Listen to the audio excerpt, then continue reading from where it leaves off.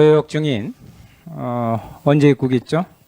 네, 이번 주 일요일 18일 날 몇 시예요? 입국했습니다. 도착. 17시 35분경으로 기억합니다. 네, 5시 35분경 대한항공으로 왔죠? 그렇습니다. 당시 기무사가 정말 안 나왔어요? 네, 안 나왔습니다. 정말입니까? 네, 부모님이랑 같이 있었습니다. 위원장님, 예, 긴급 제보에 의하면 조혁 대위는 입국하자마자 기무사와 동행해서 이동했습니다. 그러나 증인은 지금 강하게 부정하고 있습니다. 이 이중 여부를 확인하기 위해서는 12월 18일 오후 5시 35분 대한항공에서 내린 조혁 대위의 동선을 파악할 필요가 있어서 CCTV 확인을 해가지고 인천공항에 당일 CCTV 사본을 제출할 수 있도록 먼저 요청드립니다. 자료 요청입니다. 예.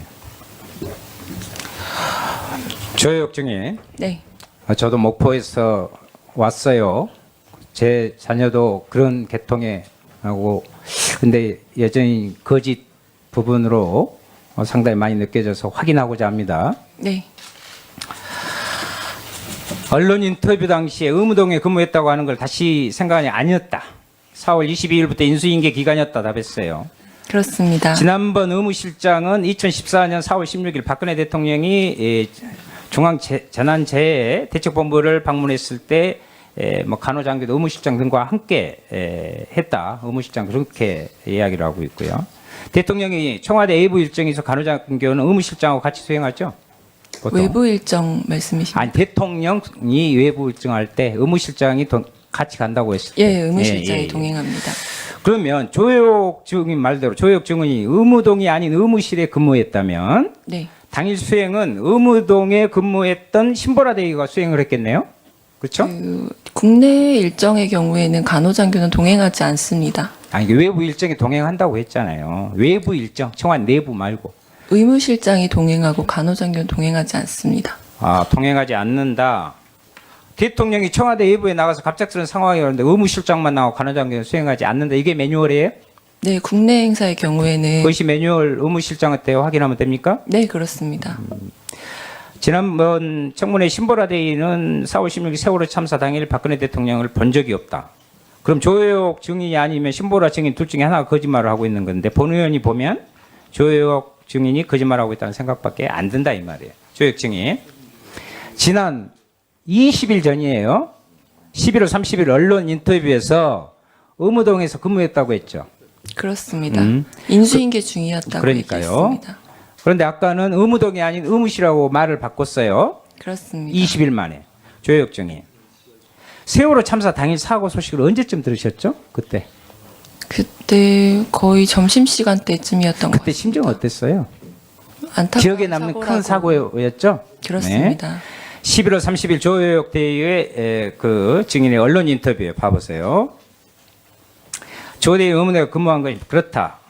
청와대 근무할 때 신대위와 같이 근무했냐는 질문에 아주 똑부러지게 당시 신대위와 제가 인수인계 기간이었다.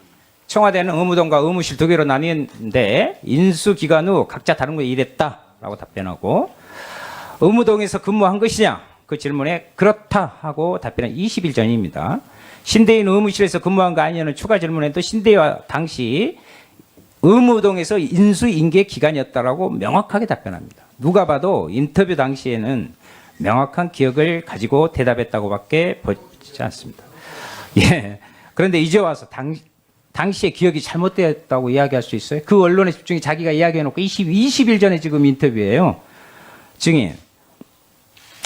2014년 4월 10일 온 국민이 잊지 못하는 참혹한 참사가 발생한 날이에요. 증인 또한 세월호 참사 당일 박근혜 대통령 행적에 대한 비밀을 풀 사람으로 지목되면서 여러 언론으로부터 주목되었던 사람이었죠. 그렇죠? 그리고 스스로 인터뷰를 자청했다고 했습니다. 그런데 이 중요한 기억을 인터뷰할 때 착각했다? 이해가 되세요? 이해하리라고 봅니까? 그 당시에는 확인할 수 있는 방법이 없었습니다. 본 의원은 명백한 거짓말이다. 이렇게 거짓이 봅니다. 아닙니다. 다시 묻겠습니다. 12월 18일 일요일 오후 5시 35분 대한항공으로 입국하고 기무사를 만나서 갔습니까? 안 갔습니까? 안 갔습니다. 인천공항 CCTV 확인하면 다 나옵니다. 네, 그런 적 없습니다. 기무사에 가서 기억 조작하고 나온 거 아니에요? 아닙니다. 기무사랑 어떤 아주 접촉도 정확하게 없었습니다. 조작의 냄새를 풍기는 이야기들을 계속해 나가고 있습니다. 저는 조혁 대의를 간호장교로서 그렇게 보지 않았었습니다. 오병우 증인, 동료 의원들이 정윤회 문건을 이야기하고 그에 따른 이리 서열이 최순실 이렇게 했던 부분에 있어서 그때는 검찰에서 허위 문서라고 했기 때문에 그런 부분 부차적이다 아까 그렇게 답변하셨죠. 부차적으로 같이 그렇게 중요해. 그리고 그때 비서관이었고. 그런데 여기 그 뒤로 민정수석으로 승진하셨죠. 그럼 재판은 계속되고 있었죠. 그와 관련. 이번에 4월 달에 2심 끝났죠. 그 재판부에서는 직무 감찰을 위해 작성된 문건이기 때문에 대통령 직무 수행의 하나로 작성된 문건은 맞다. 이것이 2심 재판부의 판결이에요. 그때는 민정수석이었어요. 비서관이 아니라. 그런데 그로 인해서 조홍천 지금 의원도 무죄로 해서 선거에 나가게 됐습니다.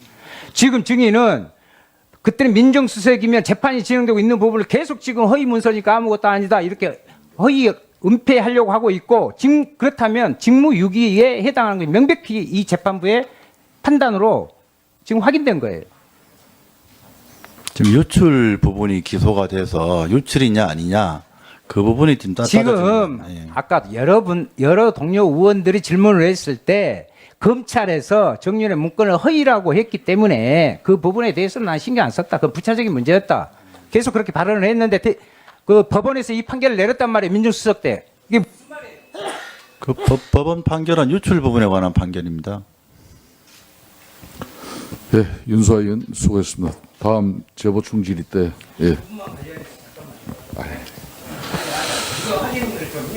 자, 이 문건에 대해서 직무감찰의 민정수석 임무 중에 하나예요.